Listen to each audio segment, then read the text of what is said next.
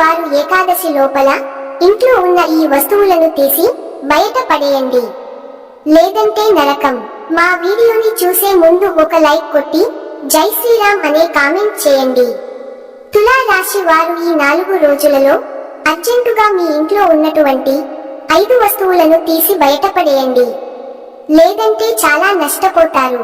ఈ వస్తువులు కనుక మీ ఇంట్లో ఉంటే లక్ష్మీదేవి మీ ఇంట్లో క్షణం కూడా నిలబడదు. మీకు పట్టినటువంటి దారిద్రాన్ని ఎవరూ కూడా ఆపలేరు, ఆఖరికి ఆ భగవంతుడు కూడా.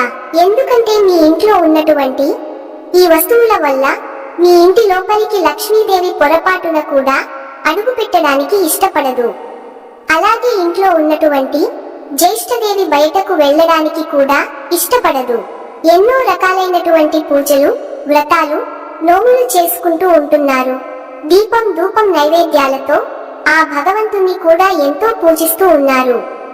అయినా సరే మీకు ఇంకా ఈ సమస్యలకు కారణం ఏంటో తెలుసా? మీ ఇంట్లో ఉన్నటువంటి ఈ 5 వస్తువులేనండి. కాబట్టి తులా రాశి వారు తక్షణమే ఆ వస్తువులు కనుక మీరు బయట పడేసినట్లయితే కనుక మీరు చేసేటటువంటి పూజలు కానీ వ్రతాలు కానీ ఏమైనా సరే ఆ దైవానికి చెందుతాయి. లేదంటే మీరు ఎన్ని చేసినా కూడా మీకు కష్టం తప్ప వచ్చేటటువంటి ఫలితం అనేది ఏమీ ఉండదు. ఈ వీడియోలో చెప్పినట్లుగా అత్యవసర పనులన్నీ పక్కన పెట్టి ఈ విషయాల మీద దృష్టి పెట్టండి. లక్ష్మీదేవి కటాక్షం లేకపోతే మనం ఎంత కష్టపడినా ఫలితం శూన్యం. అందుకే లక్ష్మీదేవి మన ఇంట్లో నిత్యం కొలువై ఉండాలంటే మనం కొన్ని నియమాలను తప్పనిసరిగా పాటించాలి. అసలు వస్తువులు ఏంటి అనేది తెలుసుకోవాలంటే వీడియోని పూర్తిగా చివరి వరకు ఎక్కడా స్కిప్ చేయకుండా వినండి. అప్పుడే మేము మీకు ఏం చెబుతున్నామో పూర్తిగా అర్థమవుతుంది. ఎందుకంటే ఒక్క వస్తువు మిస్ అయినా మళ్ళీ మీరు ఇబ్బంది పడాల్సినటువంటి పరిస్థితి అనేది వస్తుంది. మనకు తెలియకుండా మనం చేసే చిన్న చిన్న పొరపాట్ల వల్ల లక్ష్మీదేవి ఇంట్లో అడుగు పెట్టడానికి సంకోచిస్తుంది.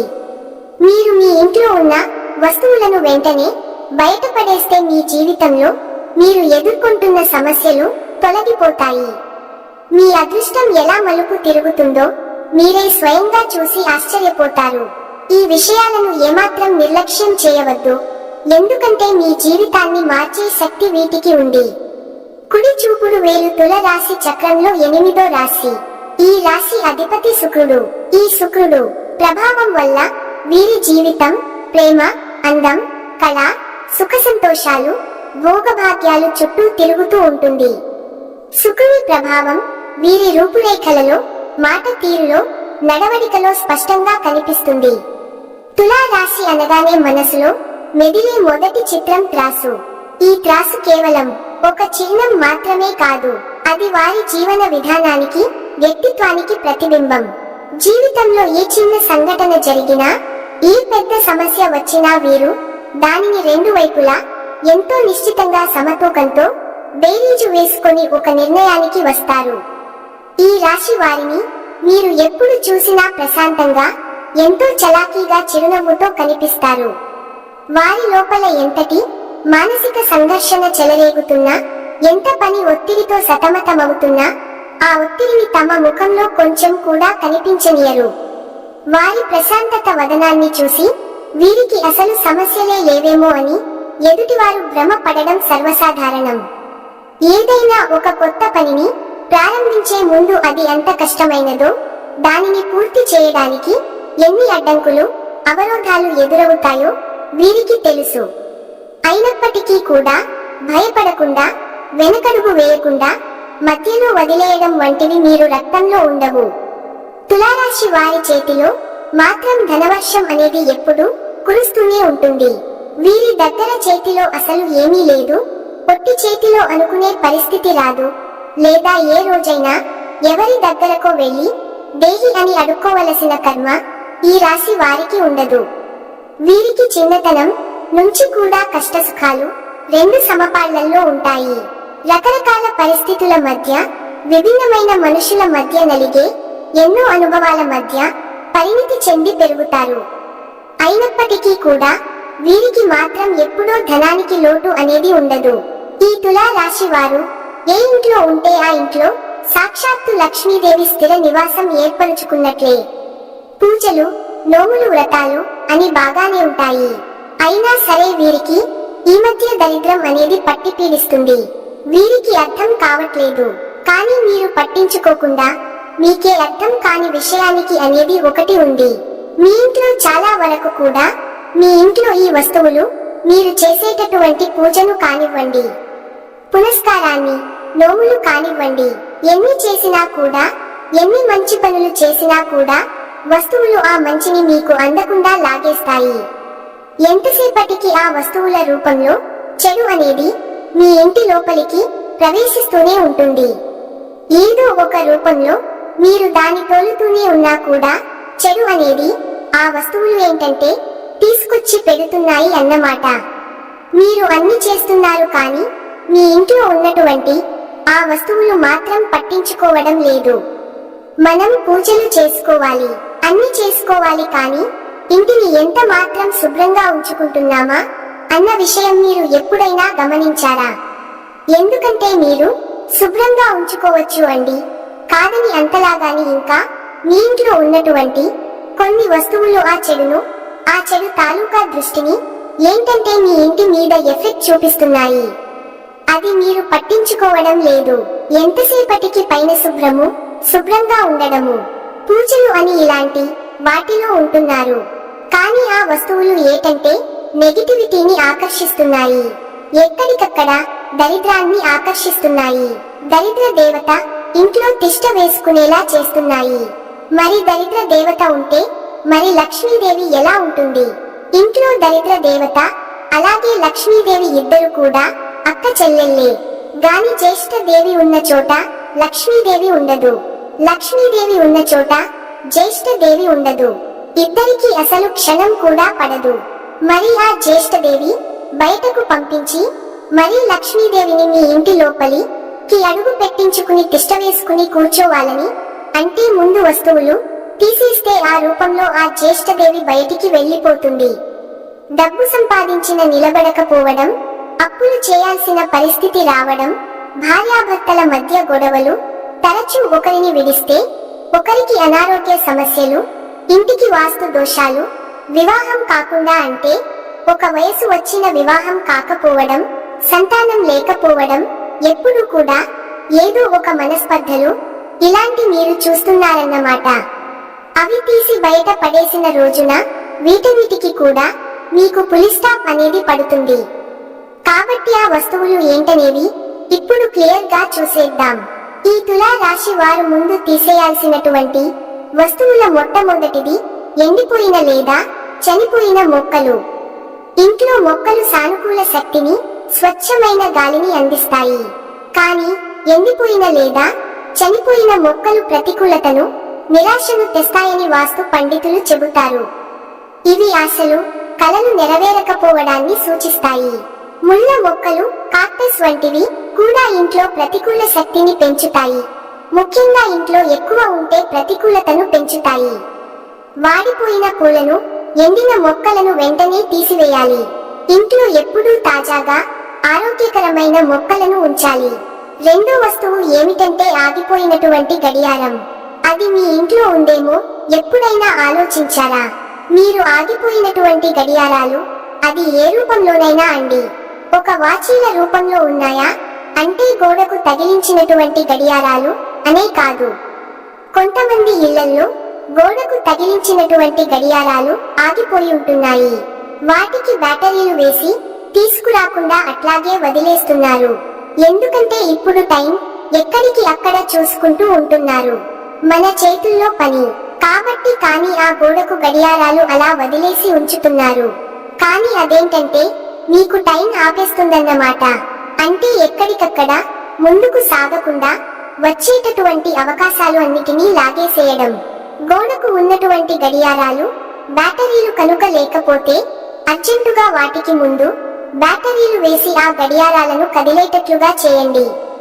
అంతేగాని మీకు టైం అనేది ఏ రూపంలో ఆగినా కూడా మీకు అంతా కూడా చెడునే మిగులుస్తుంది.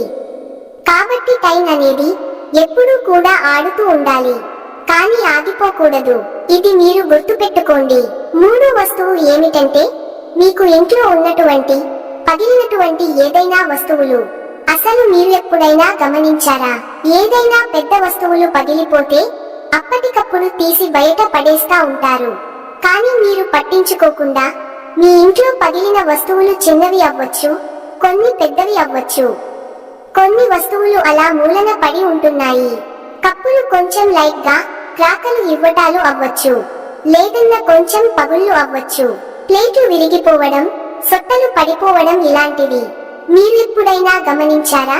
ఇలాంటి ఏవైనా మీ ఇంట్లో పగుళ్ళు గనుక ఉంటే ఆ వస్తువులు అర్జెంటుగా తీసి బయట పడేయండి.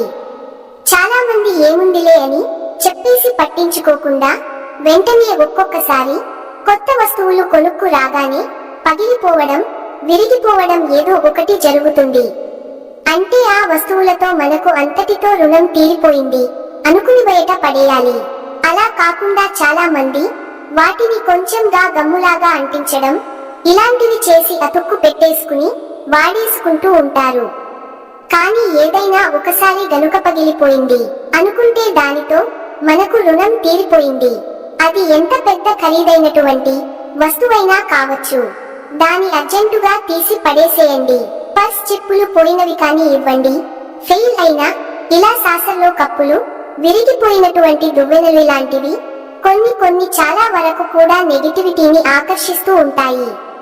వంటగదిలో పగిలినటువంటి వస్తువులు, పాడైపోయినటువంటి వస్తువులు ఏమైనా ఉన్నాయేమో చూసి అర్జెంటుగా బయటపడేయండి. నాలుగవ వస్తువు ఏమిటంటే పాత, పనికిరాని వస్తువులు. ఇంట్లో పేరుకుపోయిన పాత వస్తువులు, వాడని బట్టలు, పాత పేపర్లు, పత్రికలు, విరిగిన బొమ్మలు వంటివి స్థిరమైన ప్రతికూల శక్తిని నిల్వ చేస్తాయి. ఇవి పురోగతిని నిరోధిస్తాయి, కొత్త అవకాశాలు రాకుండా అడ్డుకుంటాయి. ఇవి మనస్సులో అస్తవ్యస్తతను, గందరగోళాన్ని కూడా సృష్టిస్తాయి. పాత, చిరిగిపోయిన లేదా వాడని బూట్లు ఇంటిలో ప్రతికూలతను పెంచుతాయి. ఇవి జీవితంలో ఆటంకాలను, ఆర్థిక ఇబ్బందులను సూచిస్తాయి. ఖాళీ బాటిళ్లు, డబ్బాలు, ఖాళీ పర్సులు వంటివి ఇంట్లో ఉంచడం దారిద్ర్యాన్ని పెంచుతాయి. ఐదవ వస్తువు ఏమిటంటే వచ్చేటప్పటికి అద్దం. అద్దాన్ని అంటే మీరు ముఖ్యద్దంలో చూసుకుంటూ ఉంటారు కదా, ఆ అద్దం పగిలి ఉంటుంది. చాలా మందికి కూడా ఒక్కొక్కసారి మన చేయి జారి కింద పడొచ్చు. ఇంట్లో పిల్లలు ఉంటే పిల్లలు పడేస్తూ ఉంటారు. అలాగే కొంచెం లైట్ గా క్రాక్ ఇచ్చిందిలే ఏముందిలే అని చెప్పేసి అని అలాగే మొహం చూసుకుంటూ ఈసారి తెచ్చుకుందాంలే, మళ్ళీ తెచ్చుకుందాంలే అని మర్చిపోతున్నామని చెప్పి రోజులు గడుపుతూ ఉంటారు. కొంచెం పగిలి ఉంటే లైట్ గా జస్ట్ క్రాక్ ఇచ్చినా కూడా అది మనకు పగుళ్ళు కిందకే వస్తుంది. అలాంటి పగిలినటువంటి అద్దంలో మన ముఖాన్ని చూసుకోకూడదు. అలా చూసుకున్నప్పుడు మనకి దరిద్రం అనేది పీడిస్తుంది. కాబట్టి ఆ పగిలిన అద్దం ఏదైనా ఉంటే అర్జెంటుగా తీసి బయట పడేయండి. దానిలో మొక్కు చూసుకోవడం కానీ దాని ఇంట్లో పెట్టుకోవడం ఇలాంటివి చేయకూడదు. మనకి అద్దం ఆకర్షణ శక్తి అనేది ఎక్కువగా ఉంటుంది. అద్దం పగలకుండా నీటుగా ఉన్నప్పుడే మనకి మంచిని ఆకర్షిస్తుంది. అలా కాకుండా పగిలి క్రాకులు ఇచ్చినప్పుడు అది వెంటనే చెడుని ఆకర్షిస్తుంది. చెడు సంకేతాలు మన ఇంటిలో జరిగేటట్లుగా చేస్తుంది. కాబట్టి పగిలిన అద్దాలు కానీ ఇలాంటివి పొరపాటున కూడా ఉంచుకోకూడదు. అందులో పొరపాటున కూడా ముఖం అనేది చూసుకోకూడదు. మనకి దేవుళ్ళ పటాలు కూడా చాలా మంది పూజ చేస్తూ ఉంటారు. పూజ చేసేటటువంటి పటాలు అవ్వచ్చు, పూజ గదిలో పటాలు అవ్వచ్చు, లేదా పూజలో ఉన్నటువంటి పుస్తకాలు అవ్వచ్చు. చదువుకుంటూ ఉంటారు కదా మంత్రాలు, అవి ఆ చినిగిపోయినటువంటి పుస్తకాలు కానివ్వండి. లేదా దేవుడు పటాలు ఏంటంటే క్రాకులు ఇవ్వడం. కొంచెం ఎక్కడన్నా లోపల ఉన్నటువంటి పేపర్, దేవుడి పాట పేపర్ అనేది కొంచెం చిరిగి ఉండడం, ఏముందిలే పగుళ్ళే అని చెప్పేసి అట్లా ఉంచడం. అలాంటివి పొరపాటున కూడా చేయకూడదు. ఇలాంటివి చేయడం వలన ఆ ఇంట్లో దరిద్ర దేవత తిష్ట వేసుకొని కూర్చుంటుంది. దేవుడు పటాలు కానివ్వండి, ఏదన్నా పగిలితే మాత్రం వెంటనే తీసేయాలి. ఆ గాజు ముక్కల్ని కూడా ఒక కవర్లో వేసేసి మూటగట్టేసి డస్ట్ బిన్ లో వేయండి. దేవుడు పటాలు పగిలి ఉన్న కూడా మీరు చేసేటటువంటి పూజ మీకు లాభం రాకపోగా నష్టాన్ని కలిగిస్తుంది. కాబట్టి దేవుడు పటాలు పగిలి ఉంటే అది ఏ రూపంలో కానివ్వండి, కొన్ని చిన్న చిన్న విగ్రహాలు కూడా విరిగి ఉండడము, పగిలి ఉండడం, ఎక్కువ రేటు పెట్టి తీసుకొచ్చామని చెప్పి ఏముందిలే అని అట్లాగే అతుకు పెట్టేస్తూ ఉంటారు.